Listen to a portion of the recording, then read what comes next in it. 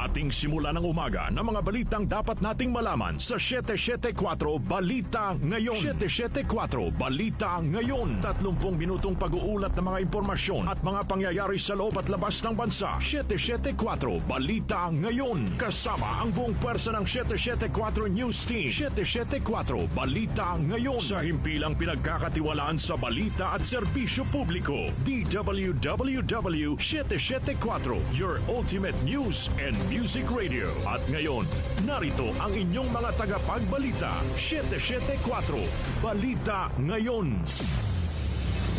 774 Balita Ngayon.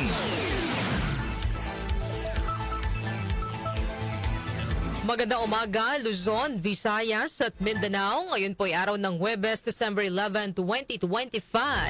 Narito na ang 774 Balita Ngayon. 774 Balita Ngayon. At sa ating pong mga headlines. Passport ni dating Congressman Zaldico kanselado na ayon kay Pangulong Ferdinand Marcos Jr. Bilang ng mga Pilipinong walang trabaho tumaas sa 5% noong Oktubre. Malacanang may paalala sa mga opisyal ng gobyerno na magbabakasyon ng matagal.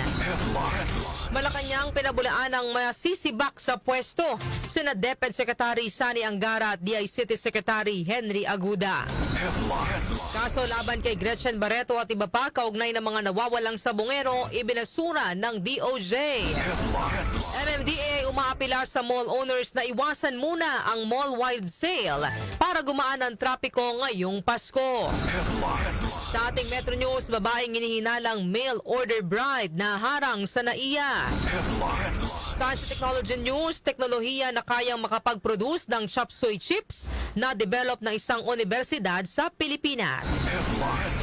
Sa atin naman pong lifestyle news, sa Pilipinas nakakuha ng 3 parangal sa 2025 World Travel Awards. Music trivia, ngayong petsa, nanguna sa Billboard Hot 100 ang 1961 song na ito ng grupong The Marvelettes. Ano ang kanta na ito? Alamin. Sa atin naman pong balitang kakaiba, mga matatanda sa isang care home sa Japan. Mga machong lalaki ang nag-aalaga. Ang ating po oras, 6:41 ng umaga. Ako po ang inyong tagapagbalita, Darlene Olanyo. Narito naman po ang detalye ng mga balita. 774 Balita Ngayon. Iniulat ni Pangulong Ferdinand Marcos Jr. na kanselado na ang passport ni dating Congressman Zaldico na isa sa mga pangunahing hinahabol ng pamalaan kaugnay sa maanumalyang flood control projects.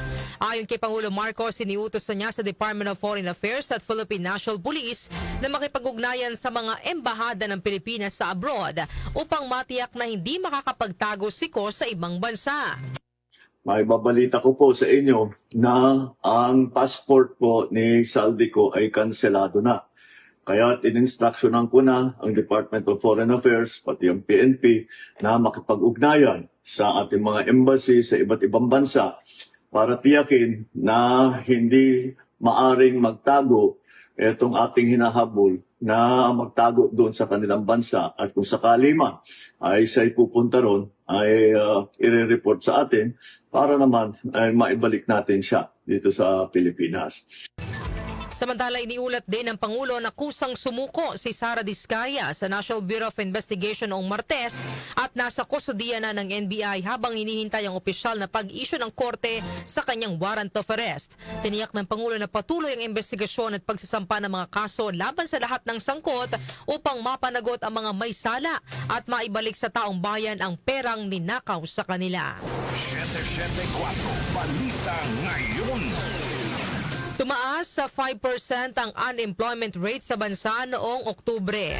Sa pinakabagong labor force survey ng Philippine Statistics Authority o PSA, nakasaad na mas mataas ito kumpara sa 3.8% na unemployment rate noong Setyembre at 3.9% na naitala noong October 2024. Katumbas ito ng 2.54 million na mga Pilipinong walang trabaho.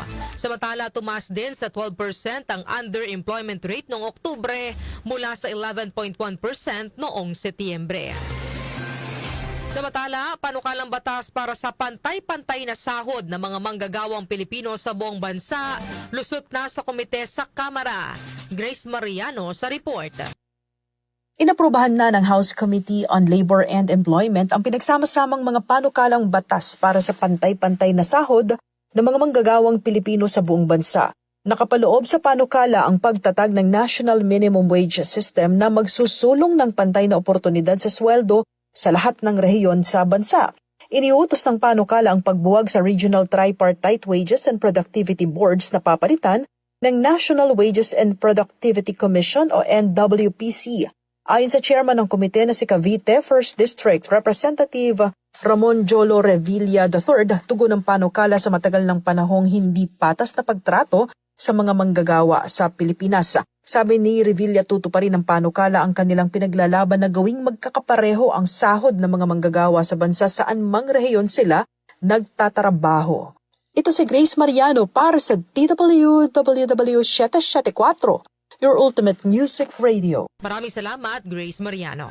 774 Balita Ngayon. Pinalalahan na naman ng Malacanang ang mga opisyal ng gobyerno ukol sa pagbabakasyon ng matagal. Ayon kay Palace Press Officer Claire Castro, may pananagutan ang bawat halal na opisyal na ipaalam sa kanilang nasasakupan kung sila ay mawawala sa trabaho ng matagal kahit personal na bakasyon ang dahilan. Pahayag ito ng palasyo kasunod ng paghingi ng travel clearance ni Davao City Congressman Paulo Pulong Duterte sa Kamara para bumiyahe sa 17 bansa sa loob ng higit 2 buwan. Git ni Castro, walang masama kung gagamit ng sariling pera para magbakasyon ng isang opisyal. Pero tungkulin ng opisyal na ipaliwanag sa taong bayan kung paano matutuloy ang serbisyo habang sila ay nasa malayo, lalo na kung mahaba ang pagliban. Dagdag ng palasyo, ang posisyong ibinigay ng taong bayan ay may kasamang responsibilidad na maglingkod, kaya't dapat malinaw sa publiko ang layunin at epekto ng anumang mahabang biyahe. Dapat malaman ng mga constituents niya dahil more than 2 months siya mawawala.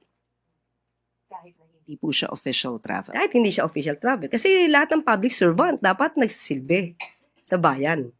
At kung magbabakasyon ng mahigit 2 buwan, hindi natin alam kung paano niya i-explain ito sa kanyang constituents. Well, anyway, meron siya. Alam niya naman po ang kanyang ginagawa. Yan po ang pahayag ni Palace Press Officer Claire Castro. Samantala, payo ni Senador Robin Padilla kay Senador Bato de la Rosa na huwag sumuko sakaling arestuhin kinontra ng Malacanang. Chanel Salazar sa detalye. Kinontra ng Malacanang ang payo ni Senator Robin Padilla kay Senator Bato de la Rosa na huwag sumuko sakaling arestuhin siya. Ayon kay Palace Press Officer Claire Castro, mali at delikado ang paghihikayat na umiwas sa batas dahil hindi pwedeng umiwas sa pananagutan. Walaan niyang mas mataas sa batas at lahat ay kailangan humarap kapag may bisa at utos ang arrest warrant. Iginiit naman ng Malacanang na wala pang anumang kumpirmadong warrant of arrest mula sa International Criminal Court laban kay De La Rosa. Hintayin na lang anya opisyal na anunsyo at huwag unahan ng usapin dahil hindi pa rin nagsasapubliko ng anumang warrant ang ICC. Ako si Chanel Salazar ng DWWW 774, your ultimate music radio. Maraming salamat, Chanel Salazar. 774 Balita Ngayon. Mari namang pinabulaanan ng Malacanang ang mga kumakalat na balita na masisibak sa pwesto sina DepEd Secretary Sani Angara at DICT Secretary Henry Aguda. Ayon kay Palace Press Officer Claire Castro, sa kasalukuyan ay walang balasahan na nagaganap sa gabinete ni Pangulong Ferdinand Marcos Jr. Sa katunayan, pareho anyang dumalo sina Angara at Aguda sa LEDAC meeting noong Martes at personal na nagpresenta ng kanilang mga proyekto sa Pangulo. Iginiit din ni Castro na kontento si Pangulo Marcos sa performance ng kanyang mga kalihim, lalo na't sabay-sabay ang kinakaharap ng bansa ng mga kalamidad at suliranin. Hanggat nasa pwesto ang mga opisyal, mananatili anyang buo ang tiwala at suporta ng Pangulo sa kanilang trabaho. Sa ngayon, nakikita po ng Pangulo na ang kanyang mga cabinet secretaries ay nagtatrabaho. Nakita naman natin, sunod-sunod ang kalamidad, sunod-sunod ang bagyo, pero nandiyan pa rin po at nakakatulong tayo sa ating mga kababayan. So, kontento po ang ating Pangulo sa lahat ng kanyang mga cabinet secretaries at habang nananatili sila dyan, nandiyan pa rin po ang tiwala ng ating Pangulo sa kanila. Yan po ang pahayag ni Palace Press Officer Claire Castro. 774 Balita Ngayon. Ibinasura ng Department of Justice o DOJ ang kasong isinampa laban sa aktres na si Gretchen Barreto at iba pa kaugnay ng nawawalang mga sabongero. Sa 120 na pahinang joint resolution, inihayag ng panel of prosecutors na ang mga ebidensya laban sa tinatawag na Pitmaster Alpha Group kung saan umano'y kabilang si Barreto ay haka-haka at walang sapat na patunay. Nakasaad pa sa resolusyon na walang matibay na ebidensya na makapagpapatunay sa alegasyon ng Patindongan Brothers na kabilang si Barreto at ang iba pang individual sa mga nagbigay ng direktang utos na kilahok sa anumang paghahanda o operasyon o may kaalaman tungkol sa pagdukod. Sinabi rin ng panel na kahit pa naroon sina Barreto at ang iba pa sa pulong kung saan tinalakay ang krimen, hindi ito sapat para masabing may sabwatan, maliban na lamang kung may malinaw na patunay ng kanilang intensyon at aktibong pakikilahok. Bunso dito inihayag ng panel na ang reklamo laban kay Barreto at iba pa ay dapat ma-dismiss dahil sa kakulangan ng merito. 774 Balita Ngayon.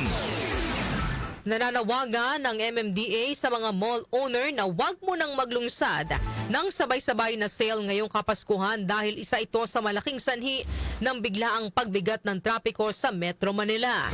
Ayon kay MMDA Chairman Romando Artes, kapag buong mall ang nakasale, dagsa ang mga mamimili at nagsasabay-sabay ang pagpunta ng mga tao sa mall. Dahil dito siksika ng mga sasakyan sa paligid ng malls at mas lalong bumibigat ang trapiko. Nilinaw ng MMDA na hindi nila ipinagbabawal ang sale pero dapat ay per store o paunti-unti lang upang hindi sumabay ang maraming tao at kotse sa iisang oras. Kasabay nito, makikipagpulong ang MMDA sa mga lokal na pamalaan, DPWH at mall operators para sa mas maayos at sabay-sabay na aksyon laban sa holiday traffic. Patuloy din ang clearing sa mabuhay lanes upang may dagdag daanan ng mga motorista ngayong Pasko at Bagong Taon.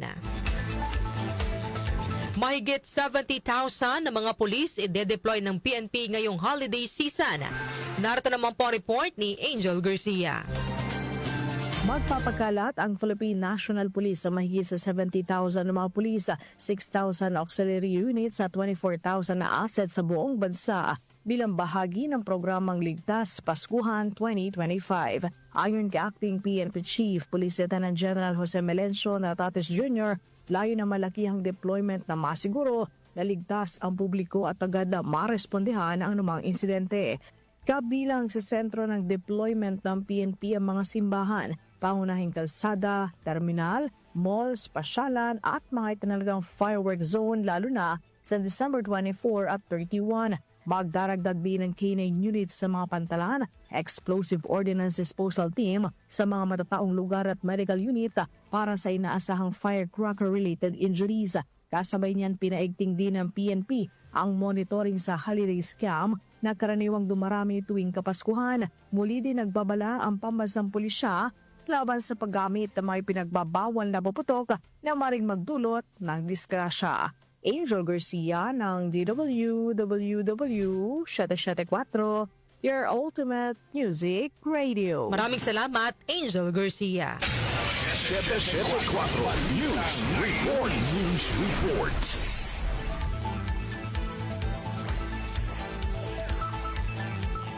Ang ating po oras, 7 minuto bago mag alas 7 ng umaga. Ako pa rin po ang inyong tagapagbalita, Darlene Olanyo. 774 Balita Ngayon.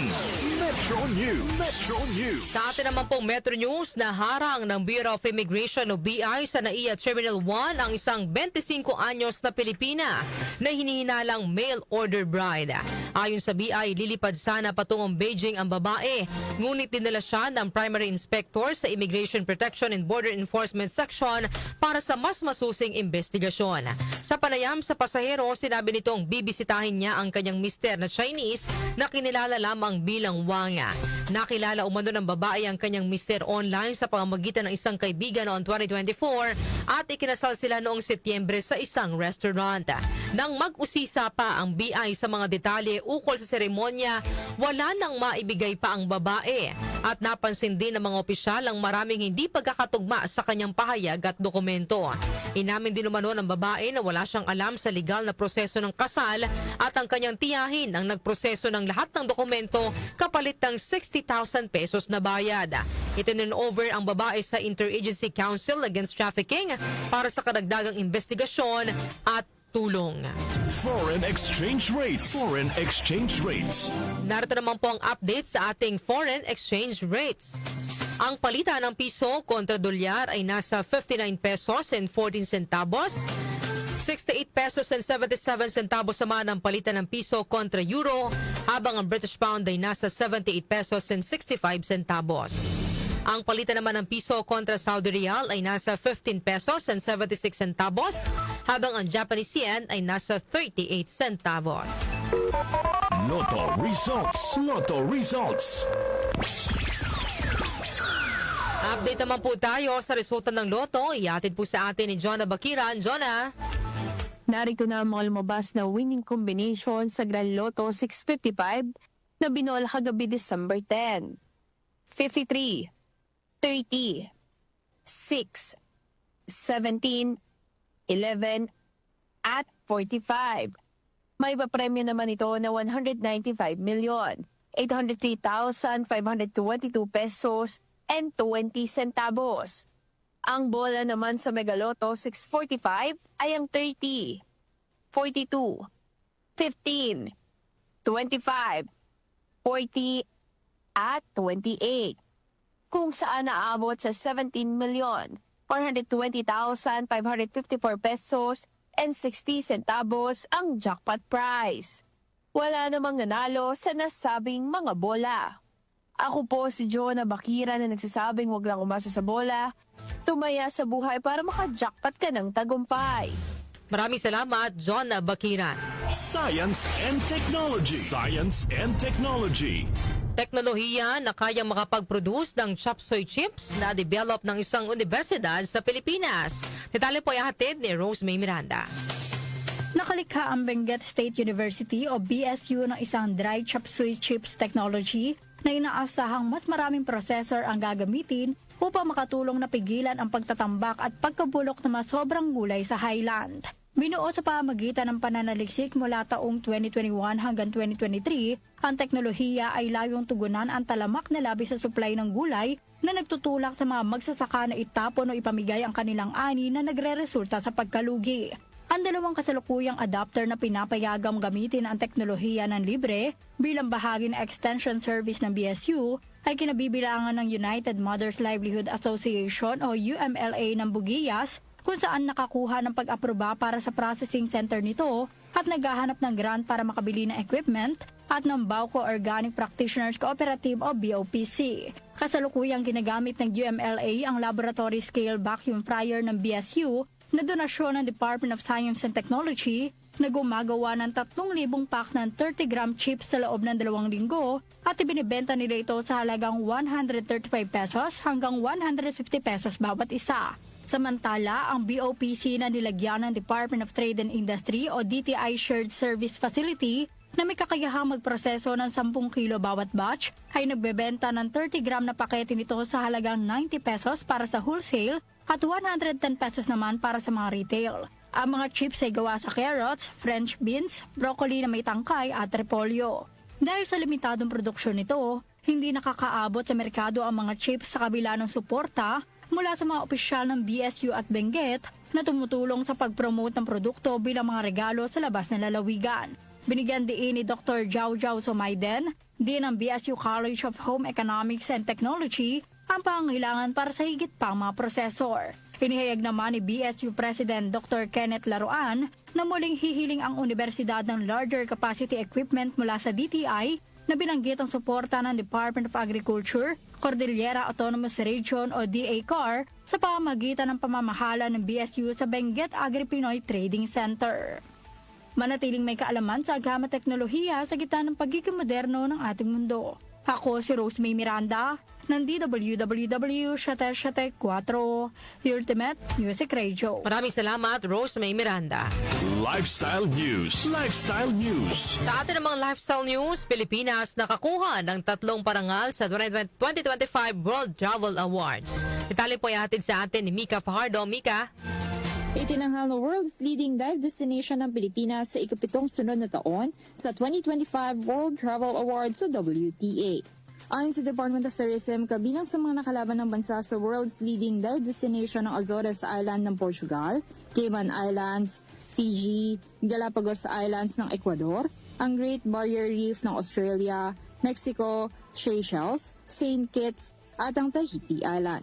Samantala, nakuha rin ng lungsod ng Maynila ang World's Leading City Destination Award sa ikatlong pagkakataon laban sa mga syudad kagaya ng Bogota, Colombia, Buenos Aires, Argentina, Cancun, Mexico, Cape Town, South Africa, Doha, Qatar at Dubai, United Arab Emirates.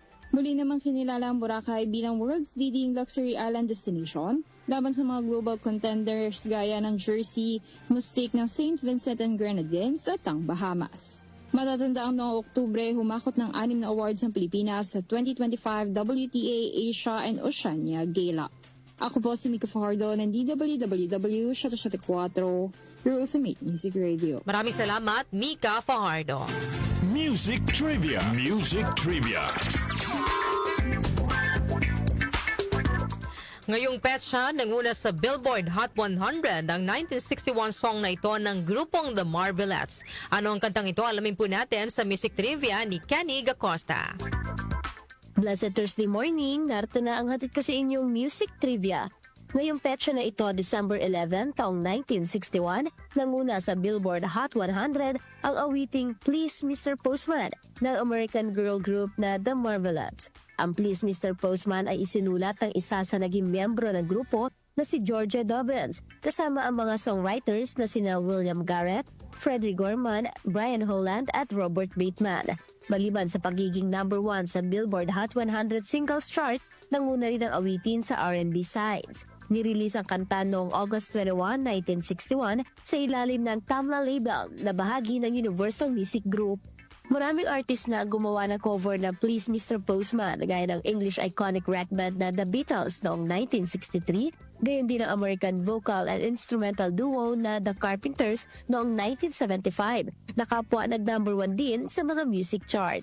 Ilang pakilala ang nakuha ng awiting Please Mr. Postman gaya ng pagkakakuha ng gold records at pagkakaluklok sa Vocal Group Hall of Fame noong 2004, R&B Pioneer Award noong 1995 at Grammy Hall of Fame. At yan hatid ko sa iyong music trivia. Ako po si Kenny Gacosta ng DWWW 774, your ultimate music radio. Maraming salamat, Kenny Gacosta, sa ating music trivia. Balitang Kakaiba. At para naman po sa ating balitang kakaiba, mga matatanda sa isang care home sa Japan, mga machong lalaki ang nag-aalaga. Alamin po natin ang detalye ng balitang kakaiba kay Doc Justin. Magandang umaga.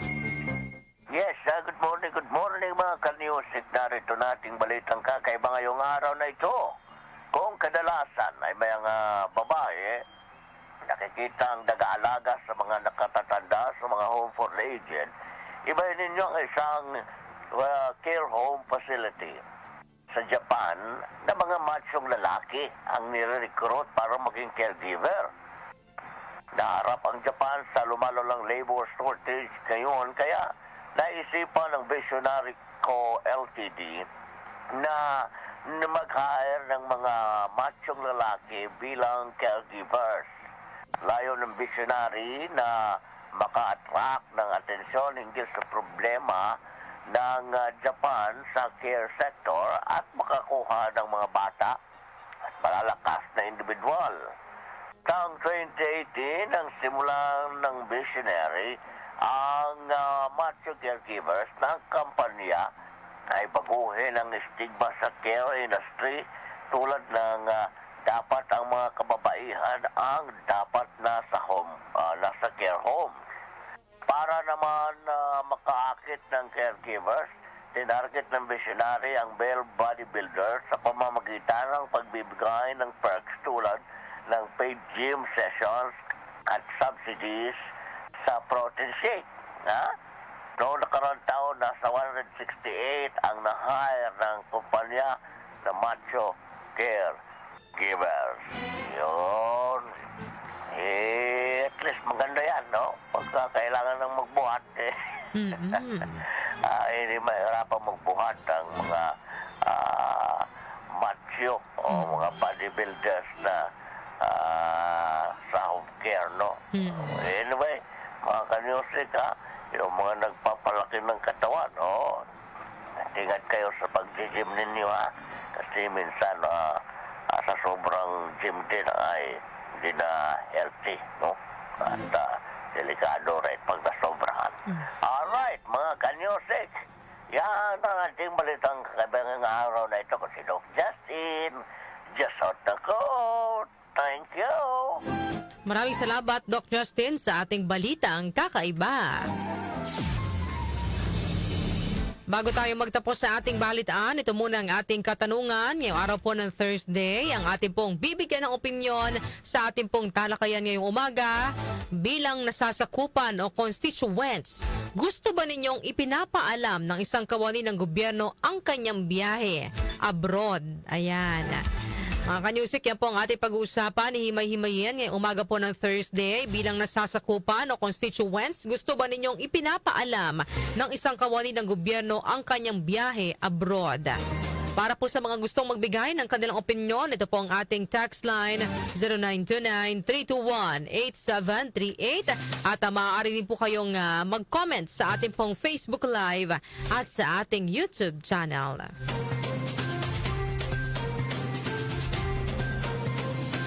Inyo pong narinig ang mga may init na balita ngayong araw po ng Huwebes, December 11, 2025. Ako po ang inyong tagapagbalita, Darlene Olanyo. At napasa inyo ang 774 Balita Ngayon. 774 Balita Ngayon.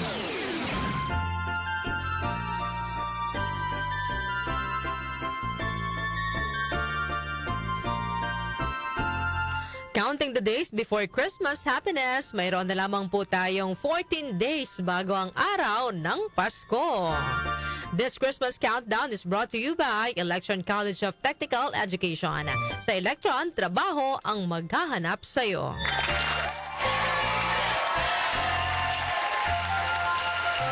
Ang ating po oras, 7:06 ng umaga.